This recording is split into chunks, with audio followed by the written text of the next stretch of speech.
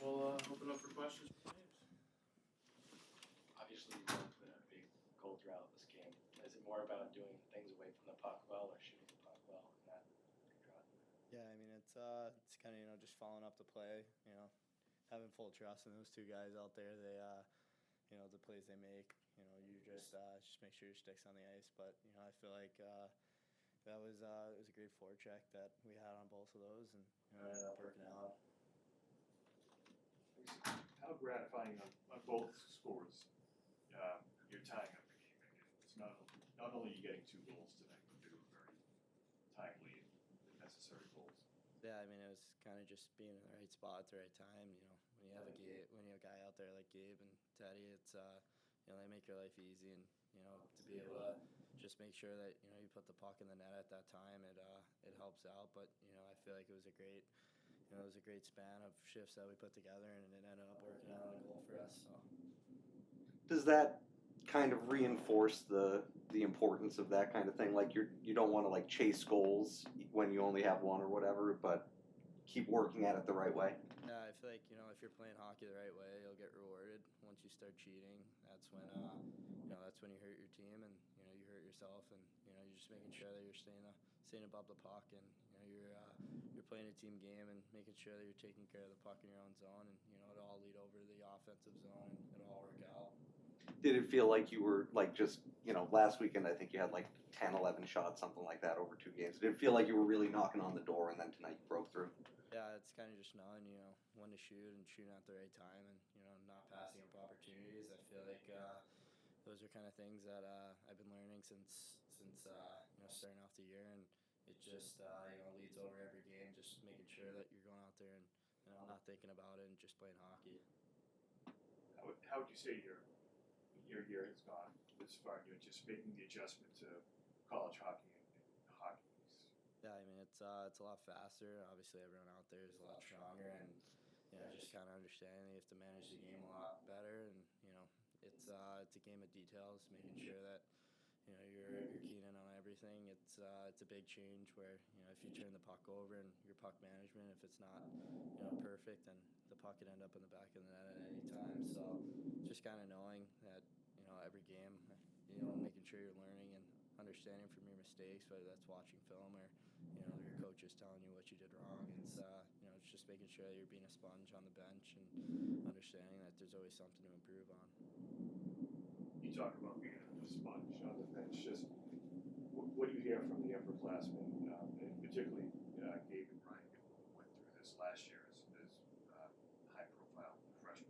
Yeah, I mean they always pick you up. Even we're out there, we have a good shift, and we just couldn't find the back of the net, but we'll come back, and they're always so upbeat. They're always pushing to be better every shift. So it's awesome to be able to be around those guys on the bench, and and how good those guys are. They know so much about the game, so just kind of sitting there and talking about a play that could have been better, or something that's been working, or whatever it is during the game. Just understanding that communication's the key, and that kind of what makes everything work out.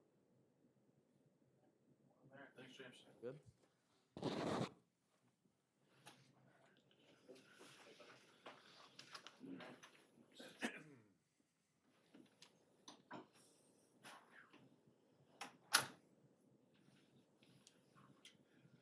Another game against another good opponent.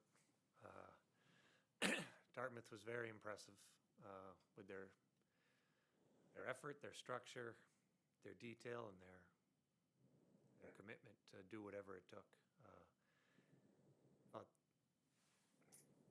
They had the better of the play most of the first period. I think we had a couple flurries, a couple spurts where we got some speed up, but for the most part, they did a better job dictating the play early on.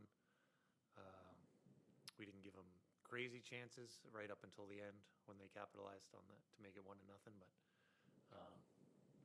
they were making it very difficult for us to find any space through the neutral zone, and then especially in front of their net. Felt like they had guys in the shot lanes all the time, so we didn't really get a ton of pucks down on the goalie. They had several blocks that were impressive. Second period, we had a better flurries.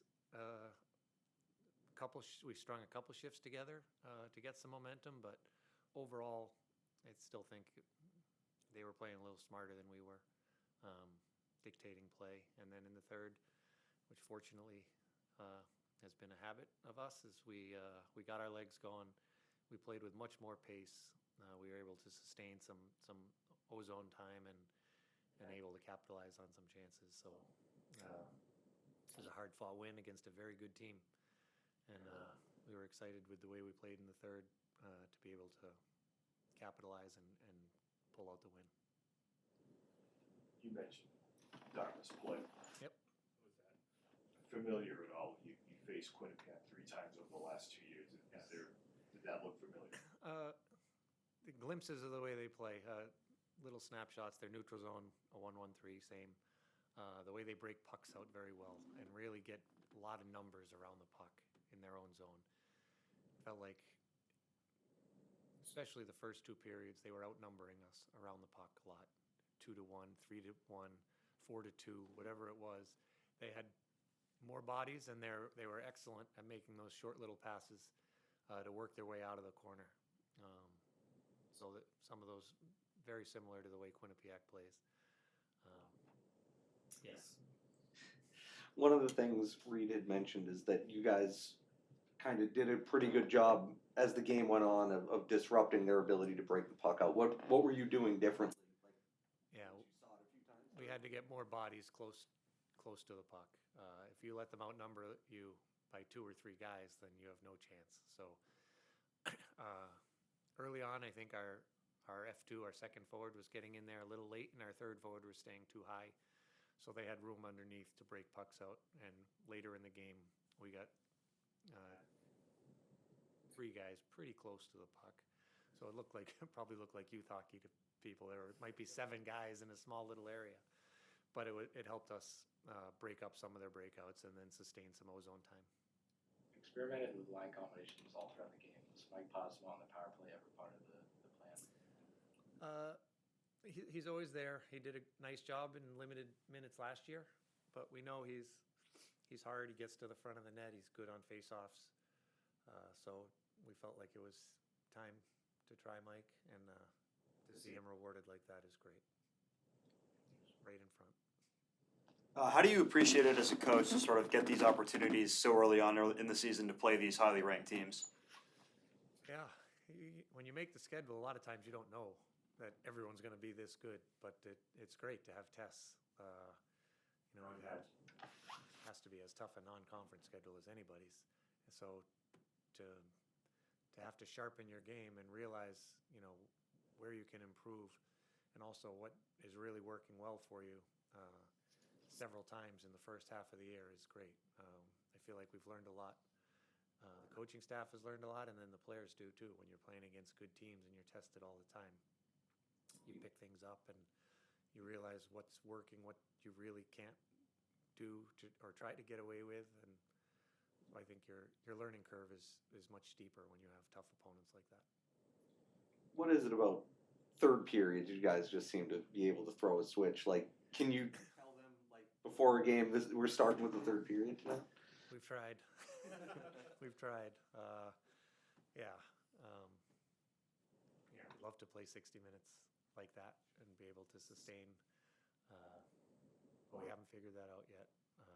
It is nice. The competitive juices kick in, and they seem to be able to amp it up for third periods. And we've come from behind a few times now, which is never easy. But yes, we'd like to be able to sustain that a little bit longer. What are you seeing from James this freshman year? Yeah. And being able to, like I said, score 2 equalizers. Yeah. Puck finds him. He has that knack to be where the puck is going next and to get open for his guys. Gabe made tremendous pass on the wall. But James he's got the skill set and also the mental acuity, quickness, whatever, to read plays very quickly. So that's a nice combination to have. He's getting more and more familiar with his line mates. Again, he didn't have the luxury of coming in with his line mates, although he did play with Steegs a lot last year. But And I think when we did switch up the lines and Stiga and Gabe and James had some nice chemistry there, they scored the first shift. They were together right away, and then they had a strong rest of the game. So that was nice that I feel like our energy picked up a bit. Kind of when that line elevated their pace, and then everyone else followed. So that was good. And James, for a young freshman, he does a lot of things very well. I guess, you talked about the schedule. Is that part of the pitch when you guys, for recruiting guys, like, we're gonna play the best, we're gonna go out to Michigan State, we're gonna go out to St. Cloud, not to mention the hockey schedule. Yes, we do use that. Yeah, we always want them, when I was here with Coach York, we always played a tough non-conference schedule. I just feel it. You want to be tested, it makes you grow up quicker, makes you improve faster, you learn immediately what your shortcomings are and hopefully what your strengths are. So it seems the best way to go for me. One on that. All right. Thanks, guys. Hope you had a good holiday.